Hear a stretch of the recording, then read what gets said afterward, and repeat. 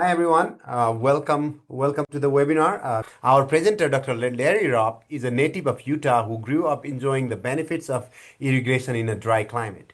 He is an emeritus professor of landscape horticulture at Utah State University, where he led the Center for Water Efficient Landscaping and supported statewide water conservation efforts. He is widely recognized for his leadership in landscape water conservation and for his contribution to research, outreach, and public education across the Utah. With all that, it's all over to you, Larry. Okay, thank you, Shatal and Benjamin. Appreciate it very much. I'm pleased to have this opportunity to talk a little bit about some of the history of landscape water conservation in Utah, and I hope that you can see and hear this okay.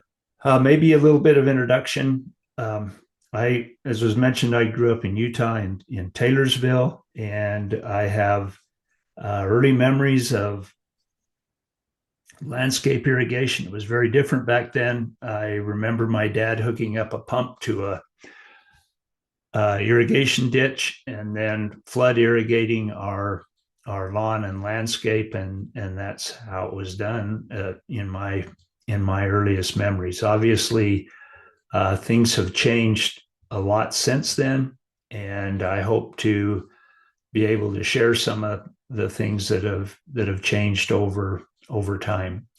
So to begin with, maybe to start off with, why the title Keeping the Rose Blooming. If you look back in history, when the early pioneers came to Utah, they viewed irrigation and growing plants as fulfilling of a biblical prophecy of Isaiah that the desert shall rejoice and blossom as the rose. And I think, at least for me, one of my tasks has been kind of in the background, was to continue keeping the rose blooming while conserving water. And I think that's been largely the goal of all of us that have been working in landscape water conservation, is how can we enjoy the quality of life that comes from landscaping and yet do it in a manner that conserves water and uses it to its best ability. So that's kind of the lead in and kind of what I've been trying to do. Now, when we talk about history, you may be thinking, "Oh, history, who needs it?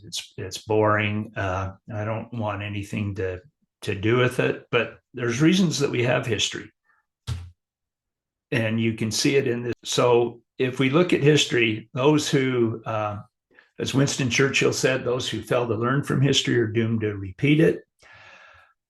And I think more importantly, in our case, as we look at landscape water conservation, it helps to have history so that we can see and appreciate the progress that we've made.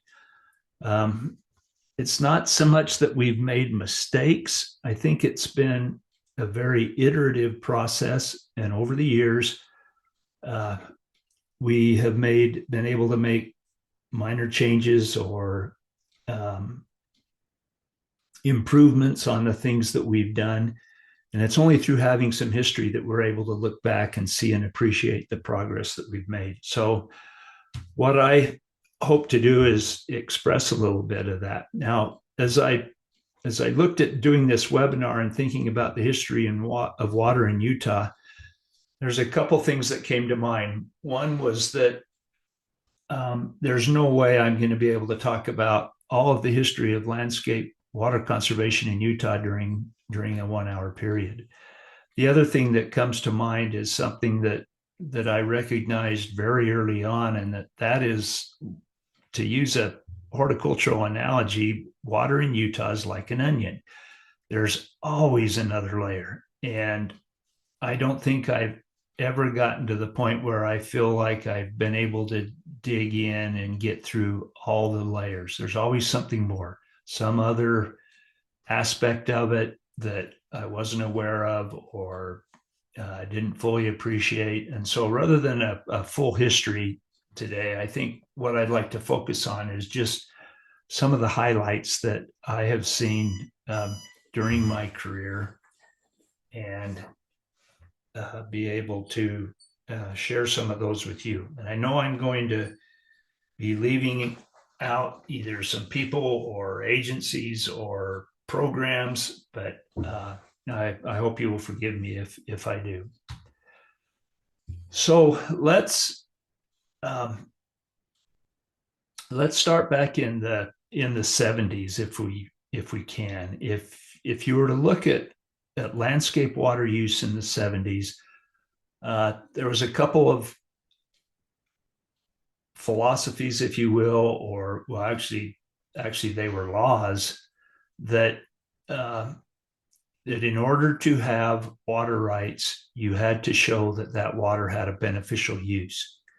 And beneficial use was defined. It was something like using it for agriculture or urban situations or mining or something like that.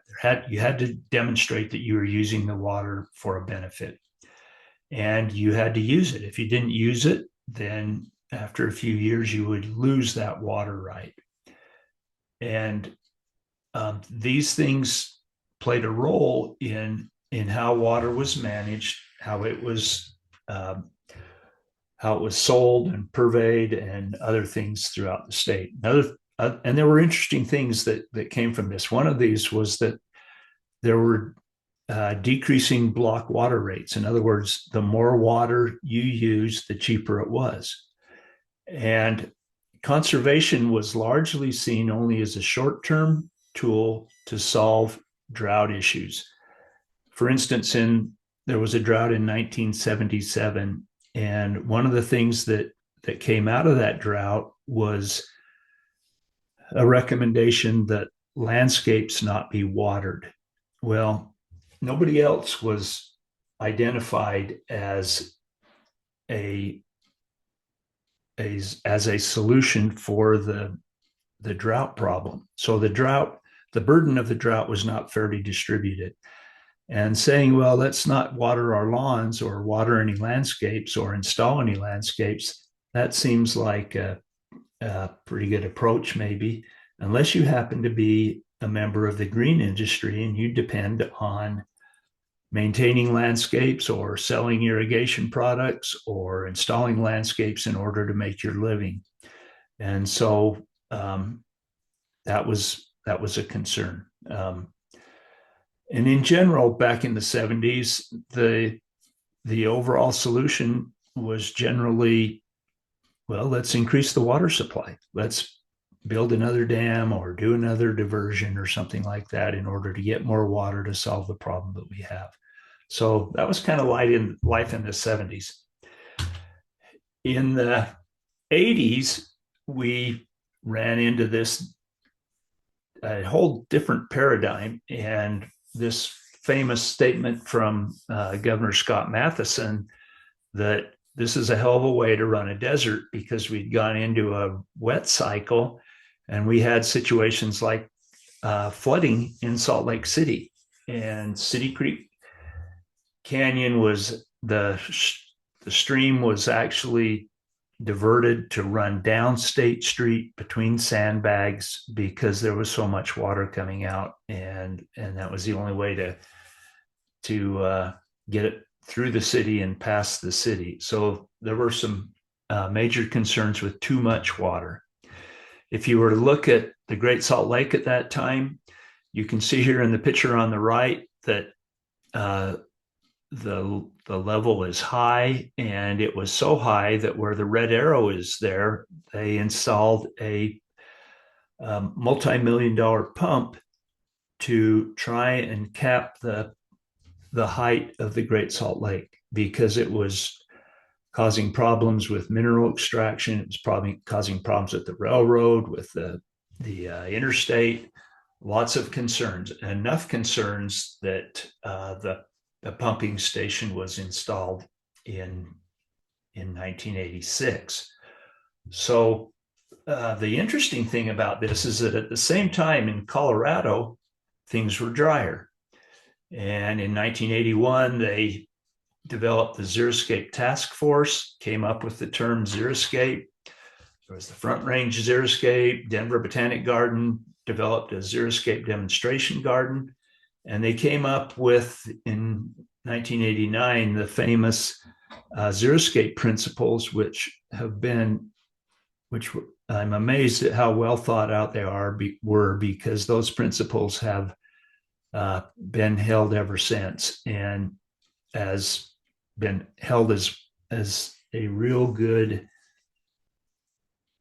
guideline for what we can do to save water. So these 7 principles or concepts continue to be things that we can do to conserve water and still have enjoyable landscapes. And Colorado they were all in. They were coming up with public service programs, like you can see here. How much water does your lawn, do you give your lawn? How much does it really need? What can you do to water less? And these were clever programs to get the public's attention and get them to begin to conserve water in their landscapes. Now, again, it's important that here they were promoting water conservation and effective landscaping to conserve water. They weren't suggesting that landscapes need to be done away with, or that irrigation needed to be done away with, but it needed to be done more efficiently. Well, if we go back to Utah, things started to change, and we went into dry cycles. And if you look at the 2 pictures on the right, 1987, you can see how high the water was and where the pump was. In 2020, you can see where the pump is, but you can also see that the lake is now 13 miles from the pump. So things have changed. The pump is no longer running. The lake is starting to shrink, and we need to figure out how to save water. So we move on into the 90s and on into the 2000s, and here's a sample of what we were doing in Utah. One of the first things that was done was the development of the Utah Water Conservation Forum.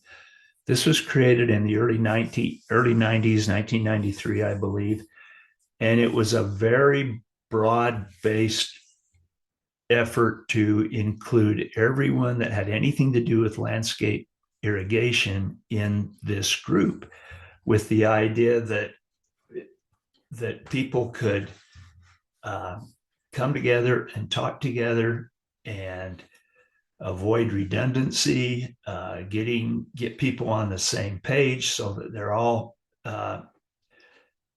promoting the same ideas and means to save water, and hopefully to educate the citizens of Utah on the value of water and to promote wise water use and water conservation.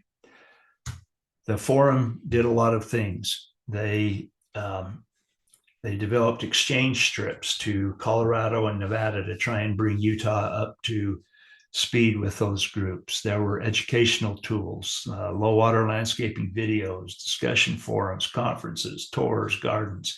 Lots of things were done. And the forum was really where I was able to see a lot of the means and methods of conservation, and to learn a lot of lessons. For instance, the pictures you see here of these Jeffrey pines, the one on the right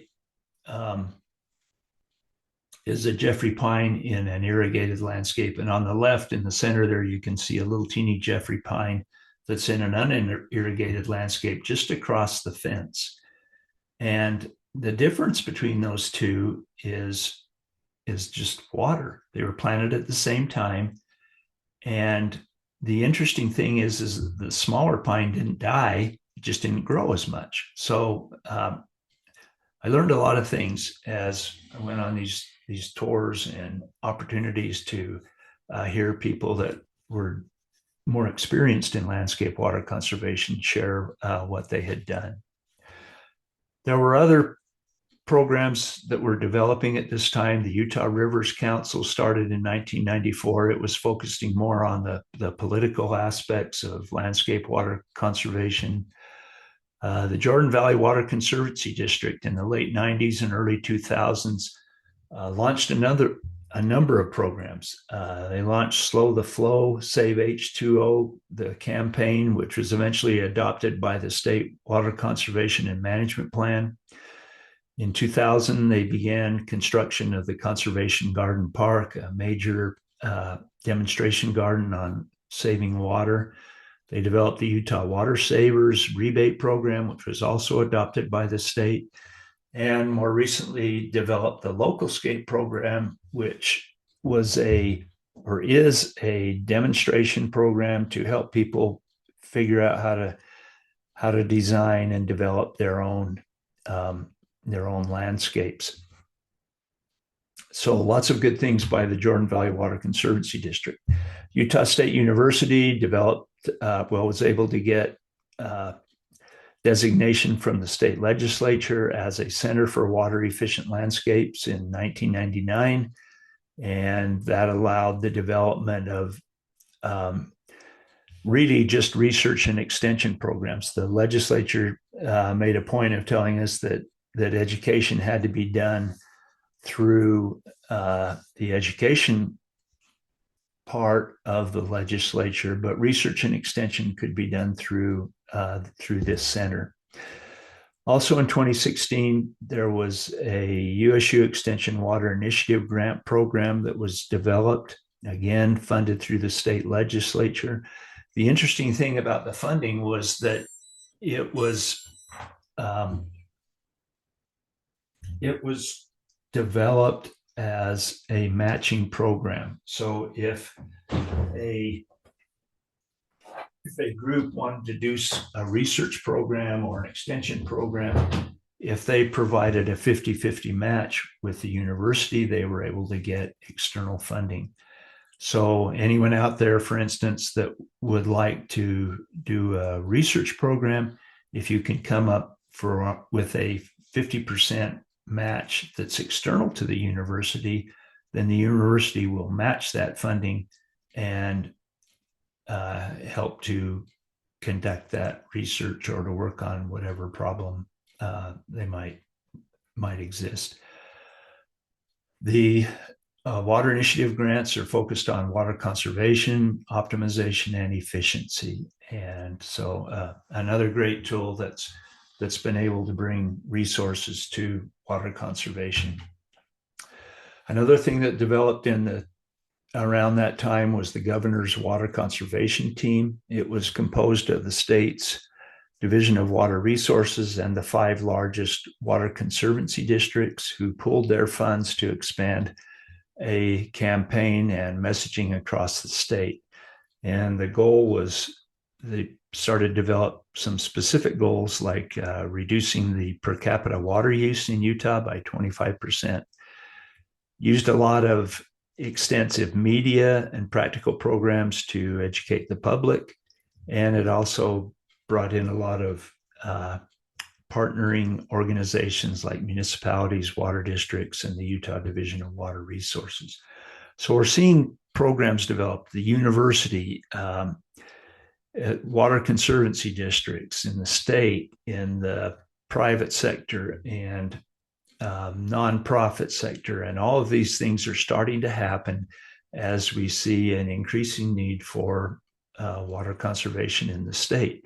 And as a result, a lot of these directly impacted landscape water conservation.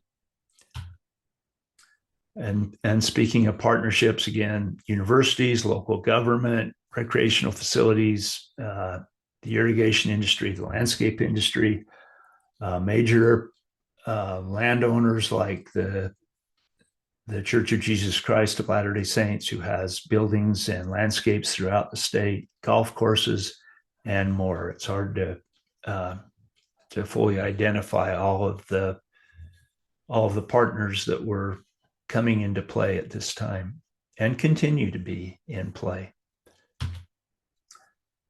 So what else has been accomplished over the last 40 odd years or so.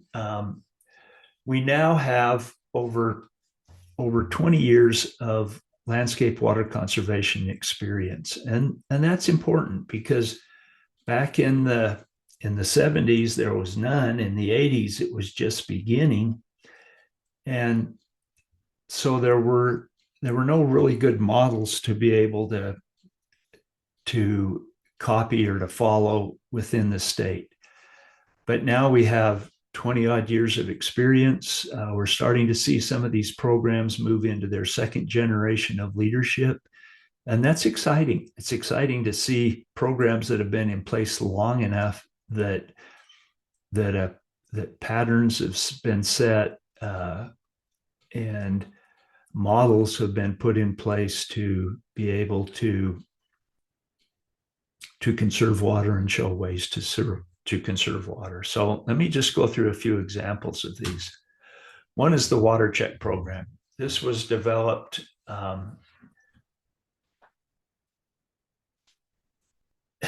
trying to think exactly when. I don't have it written down, but it's been in place for many years now and is a USU extension program where landscapes can be tested for the efficiency of their irrigation.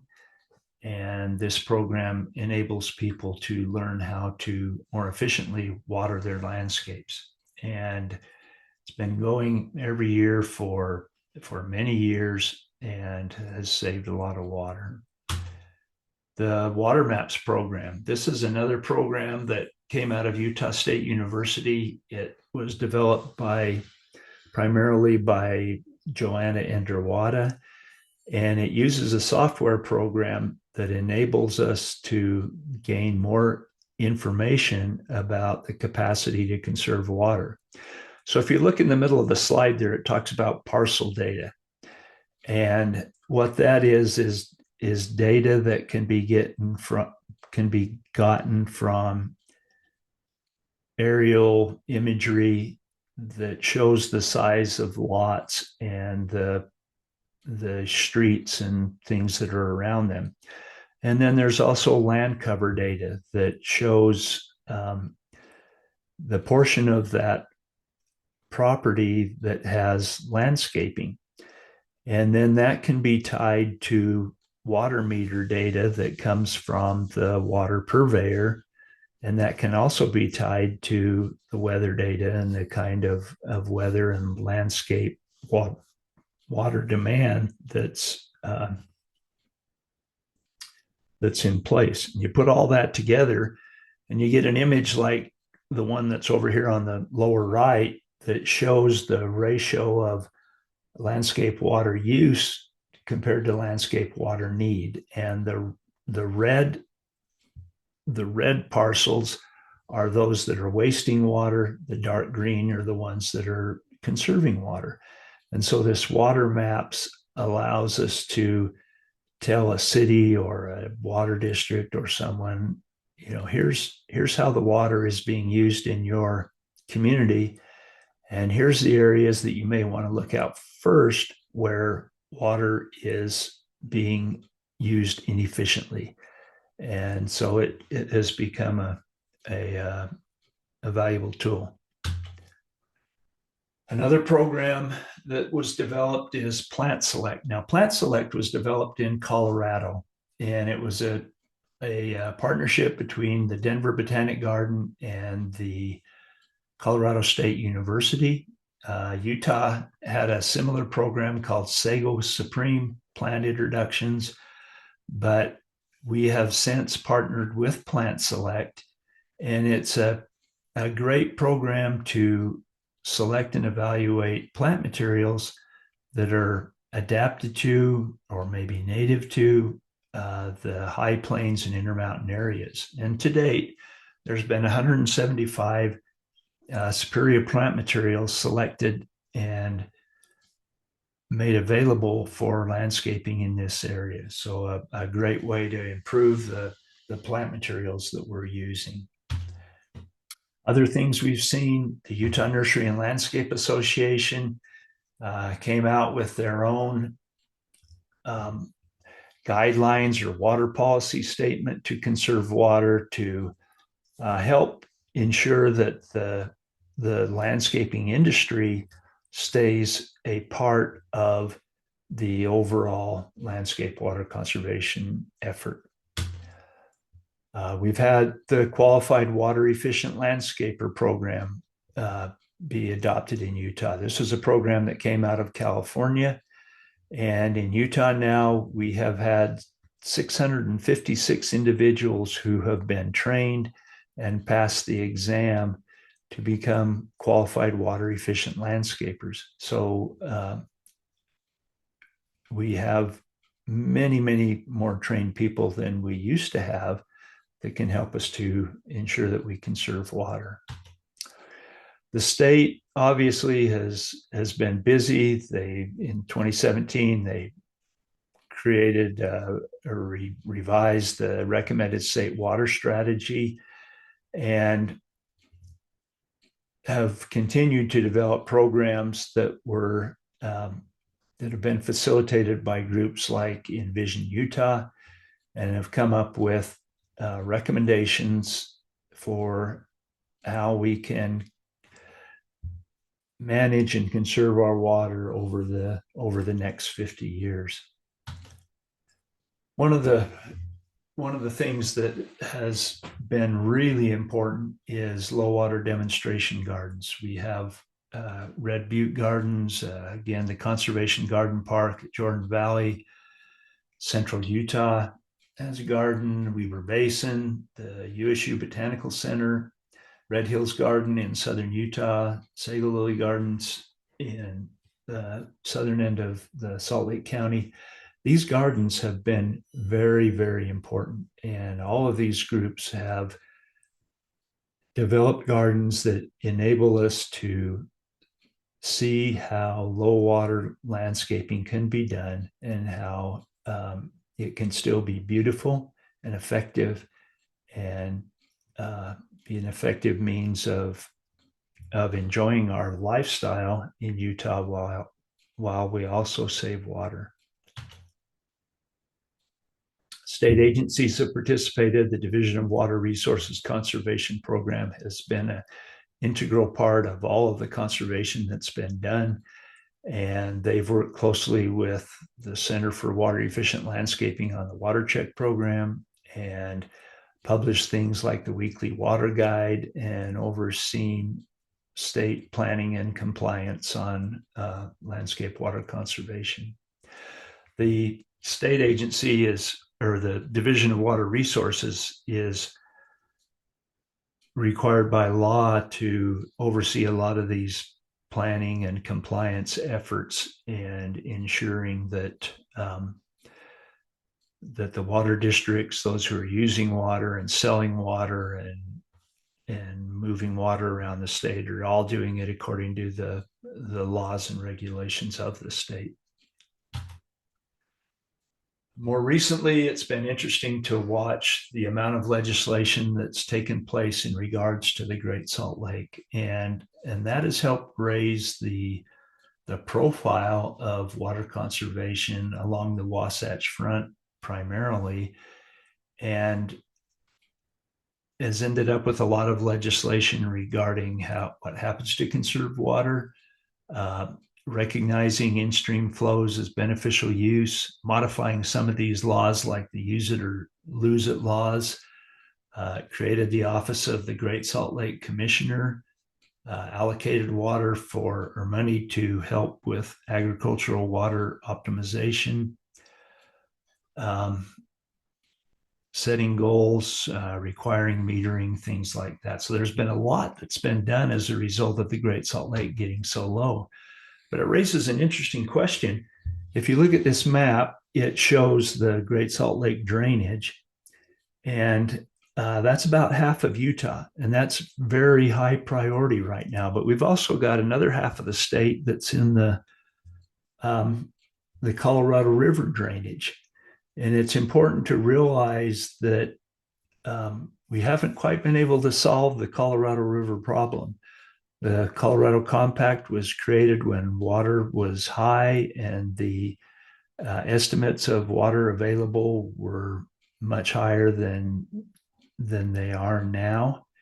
And to this point, we haven't been able to, the various states involved, Wyoming, Colorado, Utah,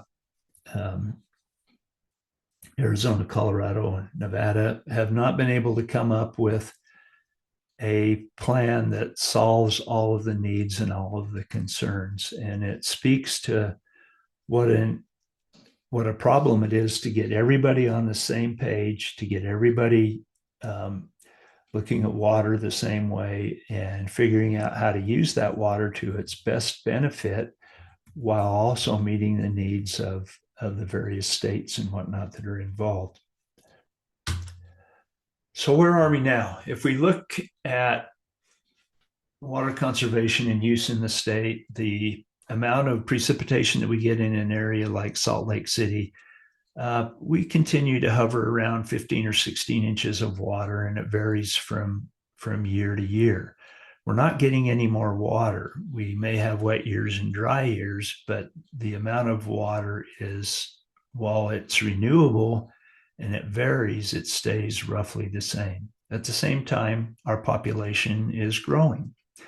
And the trick then becomes, how do we take care of this growing population with an amount of water that stays roughly the same from over time? Part of the good news is that if we look at some key indicators, U.S. Geological Service data shows that the amount of water being used per day is increasing over time, but we are seeing the amount of water per capita decrease over time. And that's a positive thing. We're seeing that the water use per person is decreasing, even though the overall amount of water used is increasing. And hopefully we'll be able to keep those trends continuing. One of the amazing things is how much technology seems to change over time. We have things now that we did not have when I first started my career. We have smart controllers that are able to collect weather data and use that to run a irrigation system and dictate how much water should be used and predict how much water is required.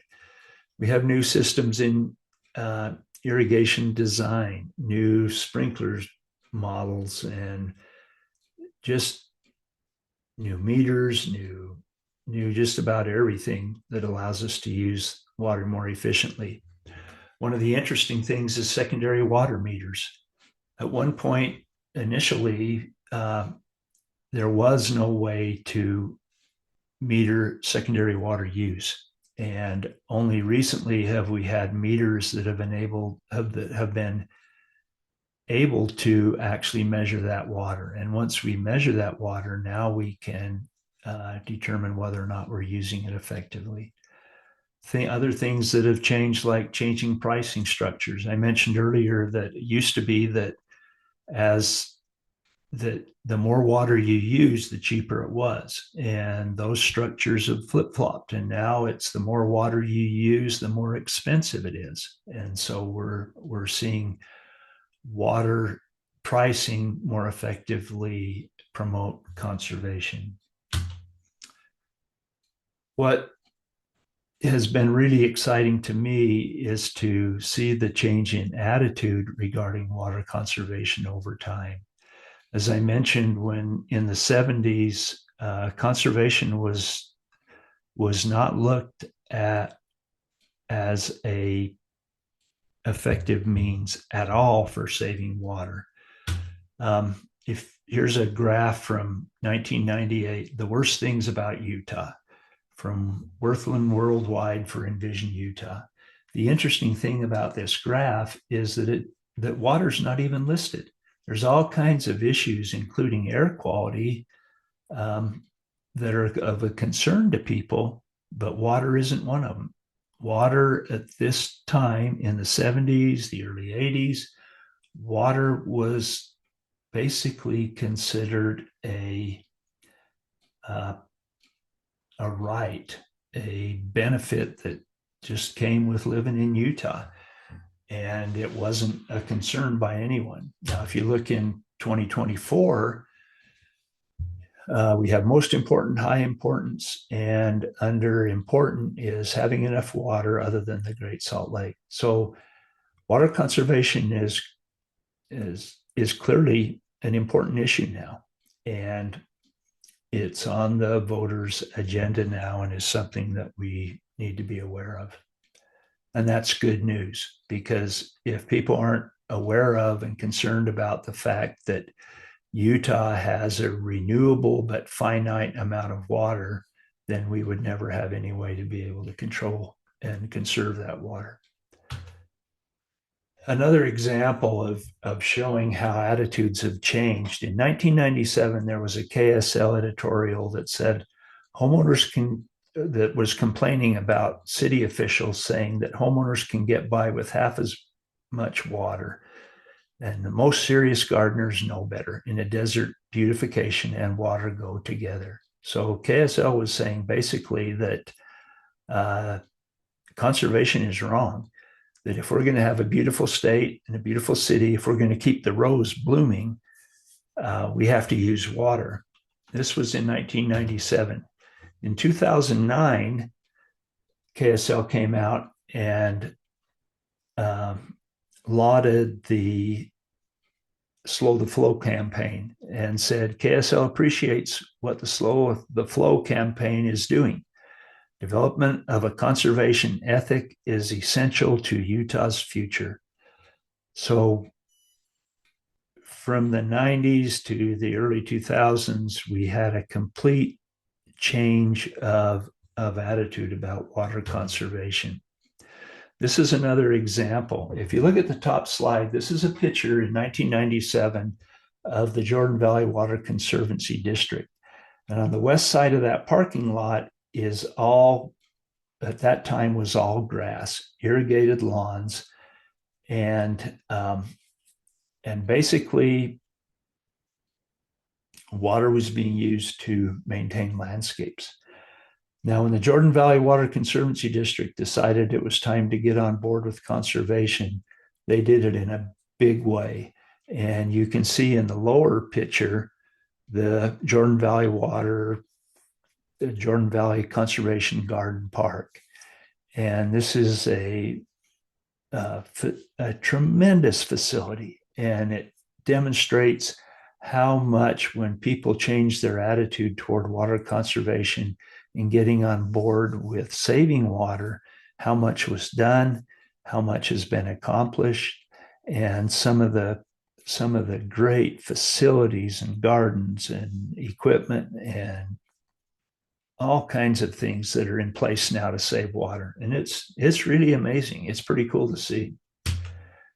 This is a couple of landscapes, LDS church landscapes. And you can see on the left, the initial pictures. These pictures are from a meeting house in St. George. And you can see the amount of water or amount of grass that's in place and that's irrigated. And then on the right, this building is being used as a model, as a way of testing and looking for more ways to save water. And one of the ways they've done that is to change the kind of landscape that's being done. And this is in its infancy. They are now measuring the amount of water that's being used in these landscapes. They look pretty sparse now, but I'm confident as they grow and develop that they will be a real showcase. And so there's things that are changing, things that are being done. So what about the future? We have no shortage of challenging problems dealing with water and landscaping in Utah. The Great Salt Lake water levels, continued growth with a limited renewable supply of water, things like maintaining in-stream flows, maintaining our quality of life, making sure that we don't get so overzealous with conservation that we end up losing some of the quality of life that we have. We have issues with climate change. We have an unknown as to what is going to happen as technology continues to evolve. But I'm sure many of us, most of us, are hoping that technology will help us to solve some of the problems we have. One of the things that I'm really excited about is Kelly Cope is doing some landscape ecology research that's looking at water and landscaping and what's going on as far as things like plants competing with each other, and what do we have to do to create a landscape where water is conserved, the landscape is beautiful and functional, but it's also designed so that it fits the local ecology and enables us to have everything: water conservation, beautiful landscapes, functional landscapes, all of these kinds of things. I'm interested to see what will be the next paradigm shift, what will come along that will change the way we are looking at things and the way we're doing things. The Great Salt Lake drying out is kind of a paradigm shift, and it's brought a lot of attention to water conservation, and I think that's good, and I'm excited to see what else comes along that will enable us to do even more. In the meantime, while we're waiting for some of these things to take place or to happen or to come to fruition, it's important that we not get discouraged. It's important to realize that we are making progress. We're saving water. We're using the water more effectively. We're doing much, much more than we were when I first got involved in this in the 1990s. And it's exciting to see what is happening. And it's important that people not get discouraged, but to realize that we are doing good things and making good progress. When the Water Conservation Forum was first developed, one of the goals was to get people working together on landscape water conservation. And I think we have. And I think it's important that we continue to do so. And it's important for us to take a step back and ponder whether history will remember us for a conflict in regards to water or for cooperation. There's a quote that goes along with this by Wallace Stegner. And he said, when the West learns more surety that cooperation and not rugged individualism is the quality that most characterizes it and most preserves it, I will seize the harp and join the boosters, for this will be one of the world's great lands.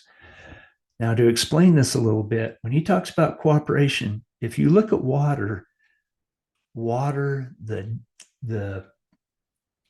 the Hoover Dam, the Glen Canyon Dam, the irrigation projects, the canals in Cache Valley, the canals in Utah County, all of these things were done as cooperative efforts. They weren't done by some rugged individual cowboy.